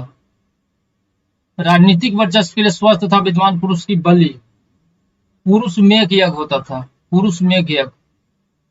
और अश्वमेघ यज्ञ तो पता ही है, राजा द्वारा साम्राज्य की सीमा में वृद्धि के लिए घोड़े को स्वतंत्र छोड़ दिया जाता था। और 95 नंबर सवाल है, निम्नलिखित कथनों में असत कथन का चयन करना। सूत पिटक बुद्ध के उपदेशों का संकलित किया गया है, तो बिल्कुल सही है। सबसे बृहत्तम पिटक अभिधम पिटक है, यह गलत है। जो आदमी सूत के काम करेगा वह ज्यादा काम करेगा, इसलिए सबसे बड़ा वही होगा, तो सूत पिटक है सबसे बड़ा। सूत पिटक, जिसमें मतलब सबसे बृहत्तम पिटक है सूत पिटक, और इसमें बुद्ध के उपदेशों का संकलन है। विनय पिटक का संकलन उपाली ने किया था, यह सही है। अभिधम पिटक का संकलन मेघलापुतिस ने किया है, यह भी सही है। तो आपका आंसर हो जाएगा, असत कथन को चयन करना था। सबसे बृहत्तम पिटक है सूत पिटक, यहाँ पे दिया था क्या? अभिधम पिटक। चलिए आगे देख रहे हैं। दिव्यावदन के अनुसार अशोक के बौद्ध धर्म की दीक्षा किसने दिया था? तो यह दिए थे भाई उपगुप्त। दिव्यावदन के अनुसार बौद्ध धर्म की दिव्यावदन के अनुसार सम्राट अशोक को बौद्ध धर्म में दीक्षित करने का श्रेय उपगुप्त नामक बौद्ध भिक्षु को जाता है। लेकिन सिहली अनुश्रुतियों मतलब दीप वंश या महावंश के अनुसार सम्राट अशोक को अपने शासन के 14वें वर्ष में निगोथ नामक भिक्षु द्वारा बौद्ध धर्म की दीक्षा दिया गया था। लेकिन कुछ स्रोत से मेघलापुतिस का भी उल्लेख मिलता है, जिसके प्रभाव में आकर के बौद्ध धर्म को पूरी तरह से अशोक अपना लिए थे। 97 नंबर सवाल है, गुप्त काल में कृषि पर कितना कर लगाया जाता था? तो जब भी रामराज रहा है 1/6 ही रहा है, 1/6 आंख मूंद करके मार दीजिए। 99% आपका सही हो जाएगा। गुप्त काल में सबसे प्रमुख बंदरगाह कौन था? तो ताम्रलिप्ति था। और व्यापार और उद्योग से भी कर प्राप्त होता था, लेकिन सबसे प्रमुख आय का स्रोत था कृषि कर। और गुप्त काल में स्वर्ण सिक्कों को क्या कहा जाता था? तो दिनार कहा जाता था, और चांदी के सिक्कों को रुपया का कहा जाता था। 98 नंबर क्वेश्चन है, निम्नलिखित ग्रंथों में से कौन कालिदास द्वारा लिखा गया है? तो अभिज्ञान शकुंतलम, रघुवंशम और विक्रमोर्वशीयम। तो 3, 4, 5 डी नंबर हो गया। इसके बाद मृच्छकटिकम शूद्रक के द्वारा लिखा गया है। इसके बाद 10 गीतिका लिखा गया है, 10 गीतिका आर्यभट्ट के द्वारा। इसके बाद ब्रह्म सिद्धांत ब्रह्मगुप्त के द्वारा लिखा गया है। 99 नंबर क्वेश्चन है, वातापी के चालुक्य वंश के संस्थापक कौन थे? तो वातापी के चालुक्य वंश के संस्थापक थे जयसिंह। लेकिन वास्तविक संस्थापक पूछेगा तो पुलकेशिन द्वितीय हो जाएंगे। इसका जानकारी रवि कीर्ति के एहोल अभिलेख से मिलता है। पुलकेशिन द्वितीय सबसे प्रमुख शासक था। उसने मतलब हर्षवर्धन को नर्मदा नदी के तट पर पराजित किया था। चलिए 100 नंबर क्वेश्चन है, निम्नलिखित कथनों पर विचार कीजिए और क्या करना है? सत कथन का चयन करना है। देवपाल को उत्तरापद स्वामी का उपाधि दिया गया था, बिल्कुल गलत है। देवपाल लड़का था भाई धर्मपाल का, और धर्मपाल जो उत्तरापद स्वामी का उपाधि धारण किया था। धर्मपाल विक्रमशिला विश्वविद्यालय भागलपुर जो स्थापना किया था, और त्रिपक्षीय संघर्ष प्रतिहार राष्ट्रकूटों से संघर्ष भी किया था धर्मपाल, वही उत्तरापद स्वामी का उपाधि धारण किया था। और उसका बेटा आ गया देवपाल 810 ईस्वी में, वही मुंगेर को अपना राजधानी बनाया। चलिए 101 नंबर क्वेश्चन है, निम्नलिखित में बिहार के किन स्थानों पर नवपाषाण कालीन अवशेष प्राप्त हुए हैं? तो सनवार कहाँ है? रोहतास में इससे प्राप्त हुआ है। मनेर है पटना, और चिरांद कहाँ है? चिरांद हो गया सारण, और चेचर हो गया वैशाली। तो सभी जगह से प्राप्त होता है, तो डी नंबर इसका आंसर हो जाएगा। 102 नंबर क्वेश्चन है, ऋग्वैदिक सभ्यता का विस्तार बिहार के पश्चिमी सीमा तक था। यह गलत है। और ऋग्वैदिक में बिहार को किकट शब्द से संबोधित किया गया है, बिल्कुल सही है। मतलब हम लोग, कहा जाता है बराह पुराण में कि किकट को अपवित्र देश कहा गया था। हम लोग अपवित्र थे उस समय। और बिहार का उत्तर वैदिक काल में आर्यों का विस्तार गंडक नदी के तट पर हुआ था, उत्तर वैदिक काल में, ऋग्वैदिक सभ्यता में नहीं था। तो ये स्टेटमेंट गलत हो गया, तो इसका आंसर हो जाएगा सी। कथन एक गलत है, परंतु आर कारण सही है। चलिए अब 103 नंबर सवाल देखा जाए। मगध एवं अंग महाजनपद का वर्णन सर्वप्रथम कहाँ मिलता है? तो अथर्ववेद में मिलता है। अथर्ववेद में मिलता है। मगध की प्रारंभिक राजधानी कहाँ था? गिरिब्रज और राजगीर। यह 5 पहाड़ियों मतलब रत्नागिरी, सोनागिरी और विभागिरी, उदयगिरी एवं विप्लाचल से घिरा है। बराबर क्वेश्चन पूछता है। अब मगध का विस्तार कहाँ तक था? तो पटना से गया वाला क्षेत्र, नालंदा सब। 104 नंबर क्वेश्चन है, 16 महाजनपद में कितना महाजनपदों का विस्तार बिहार के क्षेत्र में था? तो 3 महाजनपद था। बज्जी लिच्छवी मतलब वैशाली मुजफ्फरपुर वाला क्षेत्र, मगध पटना गया नालंदा वाला क्षेत्र, और अंग भागलपुर मुंगेर वाला क्षेत्र, 3 था। 105 है, मौर्यकालीन प्रशासन में कंटक शोधन क्या था? कंटक शोधन था फौजदारी न्यायालय। राजा तो न्याय देखता ही था, लेकिन उसके बाद न्याय व्यवस्था कौन देखता था? न्यायाधीश द्वारा देखा जाता था। न्याय व्यवस्था 2 भाग में विभाजित था। पहला धर्म अस्थायी मतलब दीवानी न्यायालय, और कंटक शोधन मतलब फौजदारी न्यायालय। 106 नंबर क्वेश्चन है, मेगास्थनीज के अनुसार मौर्यकालीन 7 वर्ग में विभाजित था। बिल्कुल सही है। और मेगास्थनीज के अनुसार मौर्य काल में दास प्रथा प्रचलित था। नहीं, चाणक्य के अनुसार दास प्रथा प्रचलित था। मेगा अस्थनी जो 7 वर्ग में विभाजित किए हैं, मेगा अस्थनी उसमें है कौन कौन? दार्शनिक, किसान, अहीर, कारीगर, सैनिक, निरीक्षक और सभासद। इसमें कहीं भी चर्चा नहीं है दास प्रथा की। तो यहाँ पे पूछा गया था कि असत कथन का चयन करें, तो केवल हो जाएगा एक, केवल 2 हो जाएगा, सॉरी, एक तो सही है। 107 है, बौद्ध धर्म के वज्रयान शाखा का विकास किस सदी में हुआ था? तो यह हुआ था 8वीं सदी में, 8वीं शताब्दी में हुआ था बौद्ध धर्म के वज्रयान शाखा का विकास। और हीनयान महायान बट गया था चौथी बौद्ध संगति के बाद। अब आपको मिलान करना है। क्या पूछ रहा है कि गलत मिलान का चयन करें। बिंबिसार राजगीर ठीक है, शिशुनाग पाटलिपुत्र गलत है, शिशुनाग वैशाली यही क्वेश्चन पूछ रहा था, तो ये हो जाएगा कुषाण पुरुषपुर मथुरा ठीक है, गुप्त वंश पाटलिपुत्र यह भी ठीक है, तो इसका हो गया बी नंबर।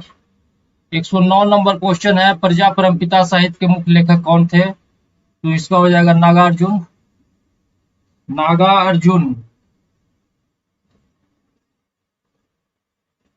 110 नंबर क्वेश्चन है, अशोक के शासन के महत्वपूर्ण वर्ष के संबंध में निम्नलिखित में से क्या असत्य है? असत्य कथन का आपको चयन करना है। 9वें वर्ष में कलिंग युद्ध सही है। 11वें वर्ष में बोध गया की यात्रा, यह गलत है। 10वें वर्ष में बोध गया की यात्रा किए थे, यही क्वेश्चन पूछ रहा था। 10वां वर्ष हो जाएगा, 10वां वर्ष में बोध गया की यात्रा किए हैं। 13वें वर्ष में धम्म की शिलालेख में अंकन, यह सही है। और 20वें वर्ष में लुम्बिनी की यात्रा, यह भी सही है।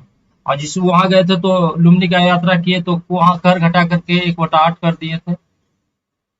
चलिए अब आगे देखते हैं, करेंट का सवाल अब आएगा। बिहार स्पेशल और हिस्ट्री खत्म हो गया।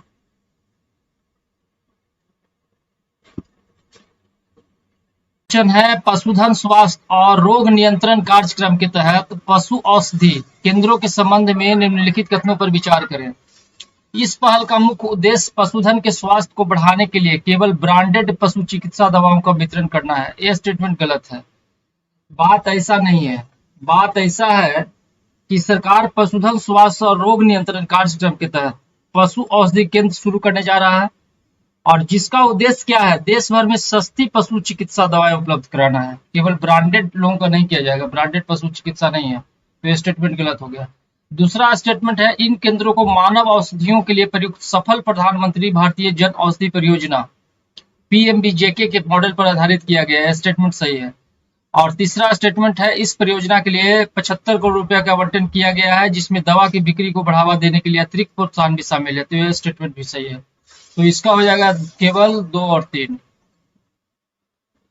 112 नंबर सवाल है, एक से अधिक निर्वाचन क्षेत्रों से चुनाव लड़ने की प्रथा के संबंध में निम्नलिखित में से कौन सा कथन असत्य है।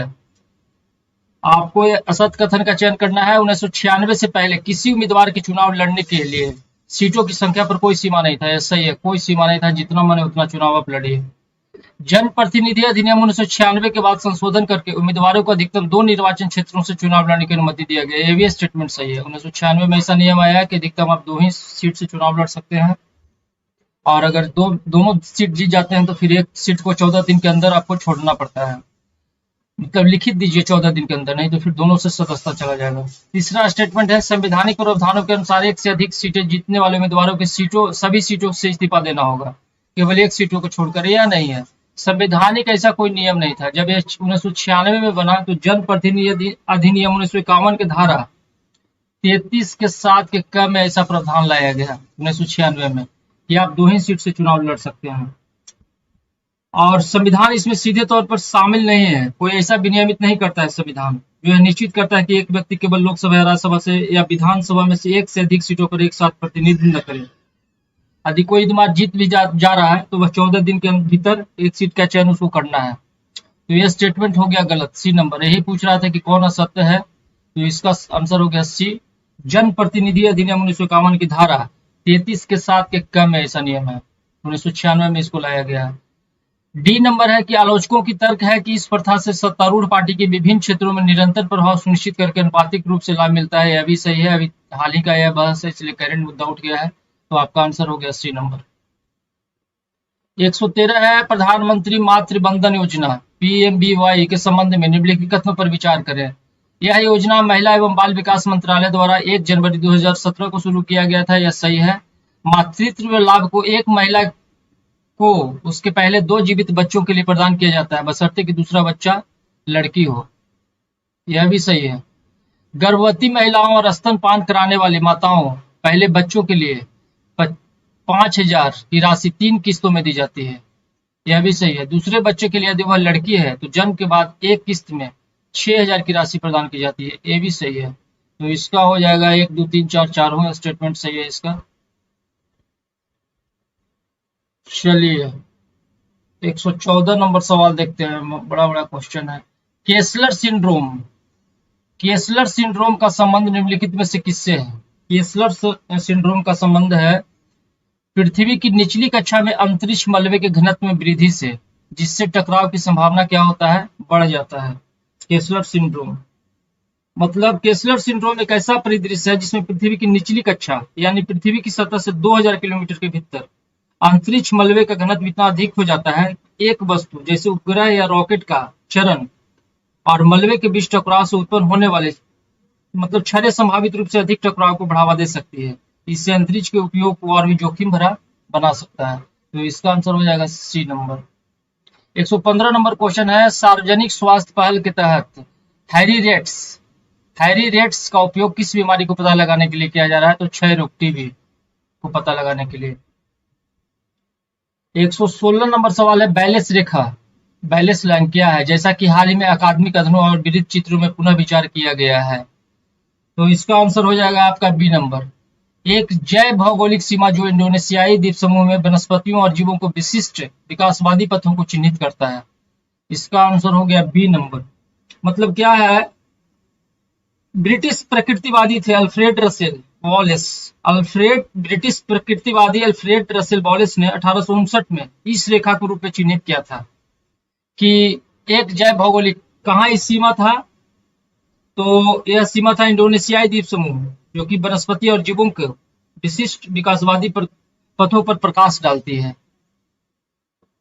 अब 117 नंबर सवाल देख रहे हैं, स्वच्छ भारत मिशन शहरी के तहत भारत के किस शहर में भारत का पहला हरित अपशिष्ट प्रसंस्करण संयंत्र शुरू किया जा रहा है। तो यह शुरू कर रहा है इंदौर।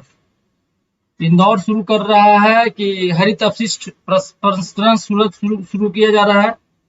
यह संयंत्र हरे कचरे को लकड़ी के छर्रों में परिवर्तित करेगा, जिससे कोयले का पर्यावरण अनुकूल विकल्प उपलब्ध होगा। साथ ही स्थायित्व को बढ़ावा मिलेगा। इंदौर नगर निगम मतलब IMSC की राजस्व उत्पन्न होगा और चक्रीय अर्थव्यवस्था में इसको योगदान मिलेगा।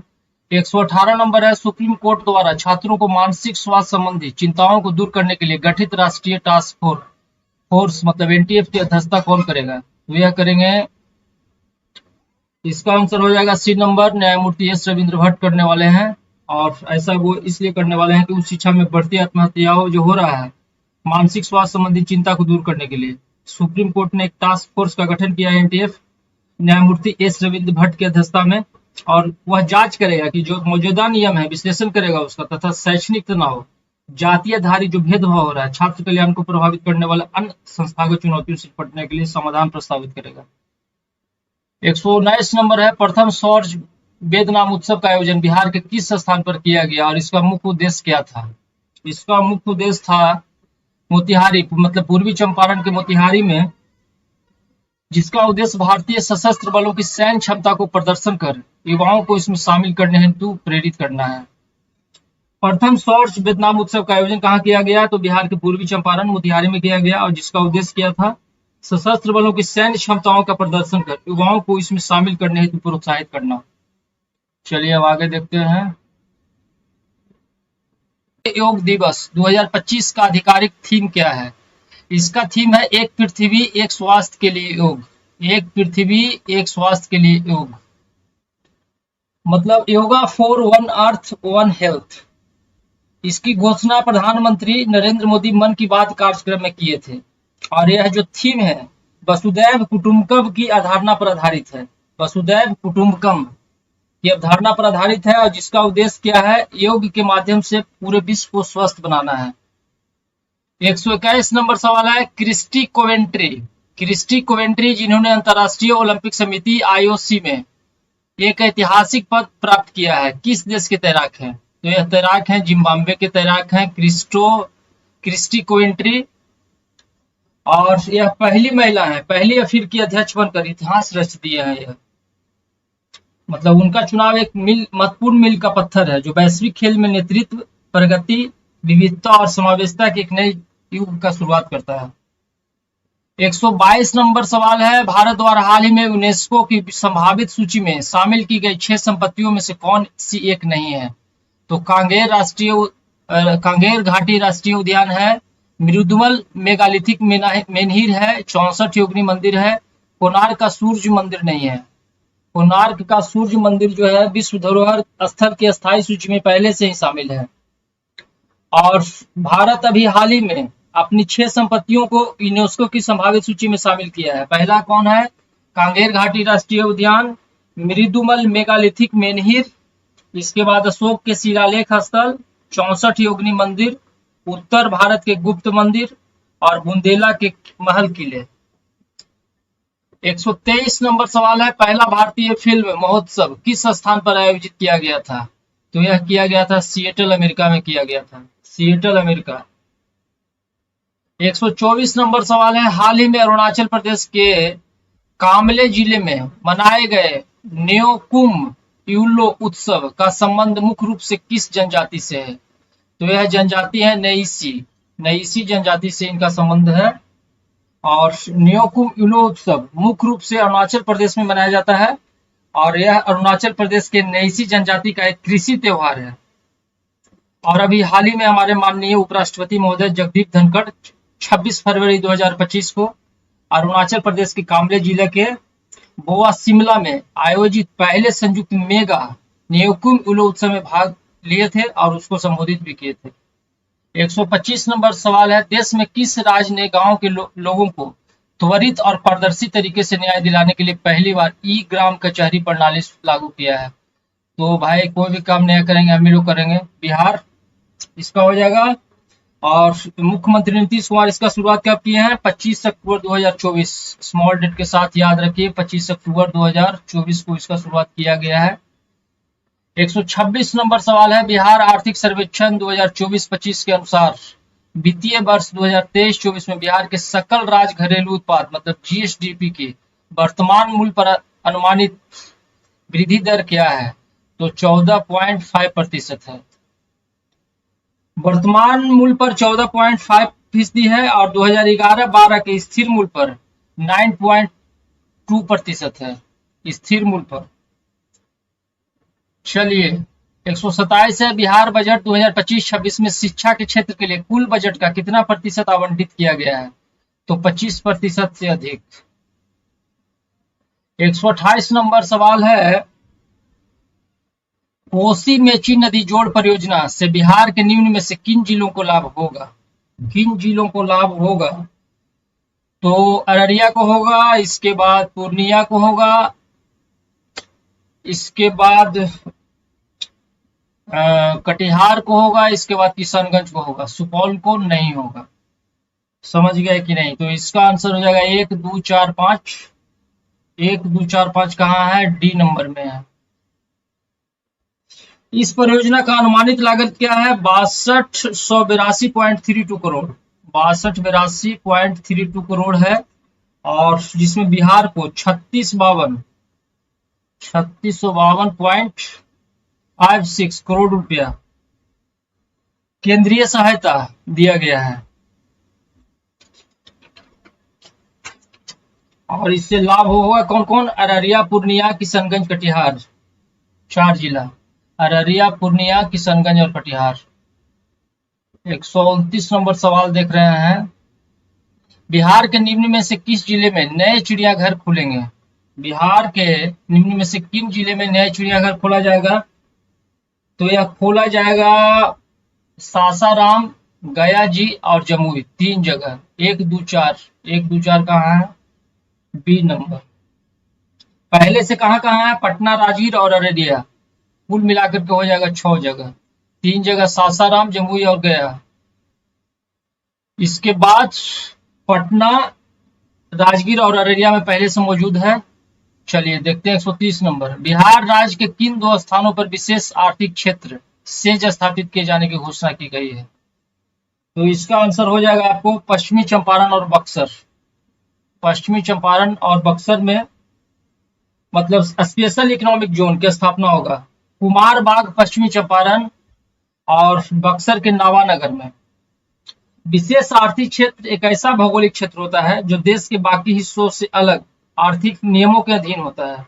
इसका मुख्य उद्देश्य व्यापार, निवेश और रोजगार सृजन को बढ़ावा देना होता है। 131 नंबर है, भारतीय नौसेना ने हाल ही में किस जहाज को महाराष्ट्र पर्यटन विकास निगम को सौंपा है ताकि उसे भारत के पहले अंडर वाटर म्यूजियम और कृत्रिम चट्टान में परिवर्तित किया जा सके? तो इसको है आईएनएस गुलदार, आईएनएस गुलदार। चलिए 132 है, खेलो इंडिया पैरा गेम्स KIPG 2025 का आयोजन किस शहर में किया जाएगा? तो इसका हो जाएगा नई दिल्ली में आयोजित किया जा रहा है। 20 से 27 मार्च 2025 मतलब किया गया है अभी। चलिए 133 है, मार्च 2025 में जारी वर्ल्ड हैप्पीनेस इंडेक्स के अनुसार भारत की रैंकिंग क्या थी? 2025 मतलब वर्ल्ड हैप्पीनेस इंडेक्स में भारत का रैंकिंग 2025 में 118वां था और 2024 में 126वां था। और 2025 में प्रथम देश कौन है? फिनलैंड, जो लगातार 8वां वर्ष है, फिनलैंड।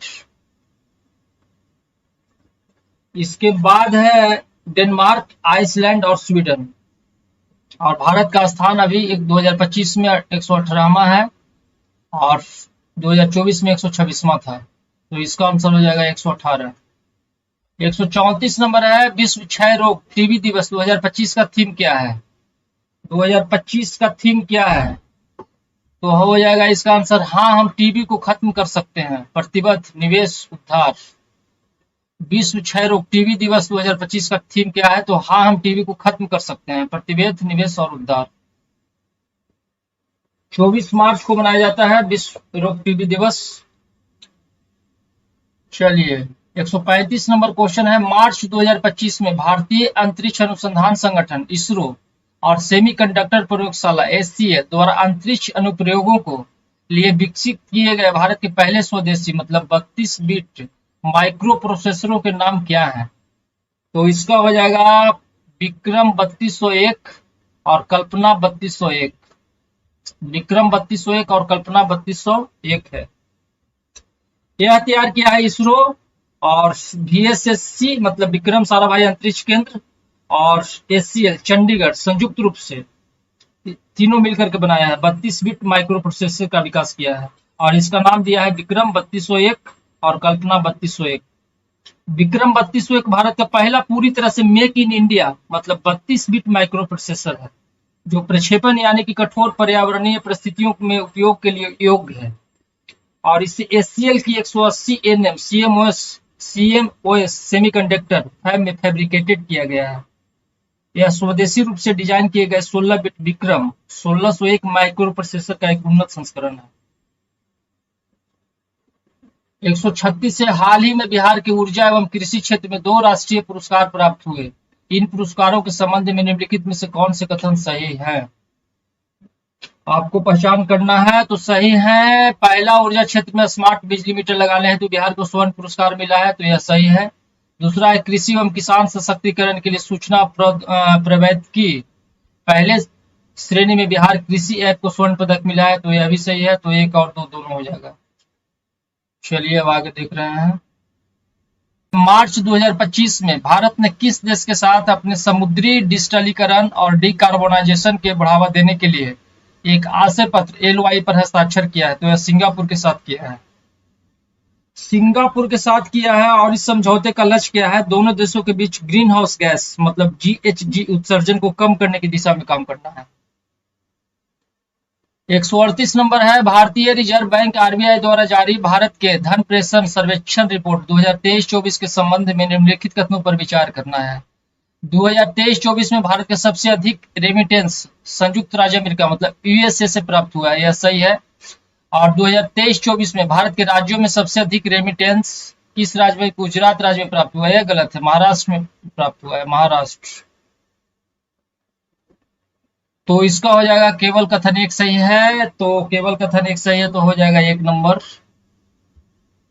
और 139 है, प्रख्यात हिंदी लेखक विनोद कुमार शुक्ल के हाल ही में भारत का सर्वोच्च साहित्यिक सम्मान 59वें ज्ञानपीठ पुरस्कार से सम्मानित किया गया। इस सम्मान के संबंध में निम्नलिखित में से कौन सा कथन सही है? उन्हें यह लघु पुरस्कार लघु कथा, कविता और निबंध में उनके असाधारण कार्य के लिए प्रदान किया गया है, यह सही है। यह वह प्रतिष्ठित पुरस्कार पाने वाले छत्तीसगढ़ के पहले लेखक हैं, यह भी सही है। वह ज्ञानपीठ पुरस्कार से सम्मानित होने वाले 12वें हिंदी लेखक हैं, तो यह भी सही है। 1, 2, 3 हो जाएगा। और 140 नंबर क्वेश्चन है, दिल्ली पुलिस ने सार्वजनिक स्थानों पर महिलाओं की सुरक्षा को बढ़ाने के उद्देश्य से हाल ही में किस नाम से विशेष दस्ते का शुरू किया है? तो शिष्टाचार दस्ते। चलिए मैथ का भी आंसर बता दे रहे हैं। 141, एक दुकानदार ने एक वस्तु के 40% हानि पर बेचा दिया है, विक्रय मूल्य 6000 रुपया है, तो विक्रय मूल्य क्या होगा? इसका आसानी क्वेश्चन है, तो इसका हो जाएगा डी 10,000 रुपया। और 142 है, एक वस्तु को 10% हानि पर 810 रुपया में बेचा गया। 10% हानि पर मतलब कितना में बेचा गया? 810, 900 का 10 आदि उसे 20% हानि हो तो विक्रय मूल्य क्या होगा? तो सिंपल 720 रुपया हो जाएगा। और 143 नंबर है कि एक वस्तु को 15% लाभ और 17% हानि पर बेचने पर उसके विक्रय मूल्य में अंतर कितना है? 96 रुपया है। यदि इसमें 10% लाभ पर बेचा जाए तो विक्रय मूल्य क्या होगा? तो 330 रुपया हो जाएगा।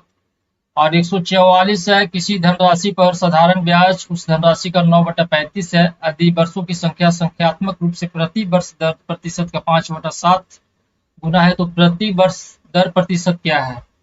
तो इसका हो जाएगा बी 6%। और 145 नंबर अब हम लोग देख रहे हैं। 145 है, साधारण ब्याज पर निवेश की गई 800 रुपये की राशि 8 वर्षों में 1200 रुपये हो जाती है। समान ब्याज दर पर राशि 6 वर्षों के लिए साधारण ब्याज क्या होगा? तो इसका हो जाएगा 300 रुपया। 146 है, एक मूलधन साधारण ब्याज पर 10% बढ़ता है, समान दर पर 3 वर्ष के लिए 20,000 रुपये पर चक्रवृद्धि ब्याज क्या होगा? तो इसका हो जाएगा डी 6620 रुपया। और 147 है 24,000 रुपये वार्षिक रूप से संयोजित ब्याज क्या होगा जब न्यूनतम ब्याज 8% प्रति वर्ष और 2 क्रमिक वर्षों के लिए 10% प्रति वर्ष हो। तो इसका हो जाएगा आपको बी नंबर 4512 रुपया। और 148 है 8 मित्र P Q R S T U भी और डब्ल्यू ए गोलाकार मेज के चारों ओर केंद्र की ओर मुंह करके बैठे हैं। आपसे पूछ रहा है कि निम्नलिखित में से कौन सा कथन सही है। पहला स्टेटमेंट है पी क्यू के बाएं से तीसरे स्थान पर है। दूसरा स्टेटमेंट है आर पी के दाएं से दूसरे स्थान पर है। और तीसरा स्टेटमेंट है एस आर के बाएं से तीसरे स्थान पर है। और चौथा स्टेटमेंट है टी एस भी के तत्काल पड़ोसी है और डब्ल्यू पी के तत्काल पड़ोसी नहीं है। तो यह पूछ रहा है कि कौन सा कथन सत्य है। तो कौन सा कथन सत्य हो जाएगा? तो बी नंबर आर टी के तत्काल दाएं हैं। और 149 नंबर है 7 मित्र A B C D E F और जी एक सीधी रेखा में उत्तर की ओर मुंह करके बैठे हैं। तो बी ए के दाएं दूसरे स्थान पर है, डी जी के बाएं से तीसरे स्थान पर है, सी डी के तत्काल पड़ोसी नहीं है, ई किसी भी अंतिम छोर पर है, एफ जी के तत्काल बाएं है। कौन बी के तत्काल दाएं बैठा है? तो इसका हो जाएगा बी नंबर, सी नंबर बैठा है। और 150 और आखिरी क्वेश्चन है 5 मित्र ए बी सी डी ई एक सीधी रेखा में बैठे हैं, कुछ उत्तर की ओर मुंह करके बैठे हैं और कुछ दक्षिण की ओर मुंह करके बैठे हैं। ए बी के बाएं से तीसरे स्थान पर है, डी किसी एक अंतिम छोर पर है, सी डी के तत्काल पड़ोसी है, ई सी के बाएं से दूसरे स्थान पर है, ए और सी विपरीत दिशाओं में मुंह करके बैठे हैं, बी और डी ई समान दिशा में मुंह करके बैठे हैं, ए के तत्काल पड़ोसी एक ही दिशा में मुंह करके बैठे हैं। निम्नलिखित में से कौन सा उत्तर की ओर मुंह करके बैठा है? तो 150 का हो जाएगा सी नंबर, ई बैठा है।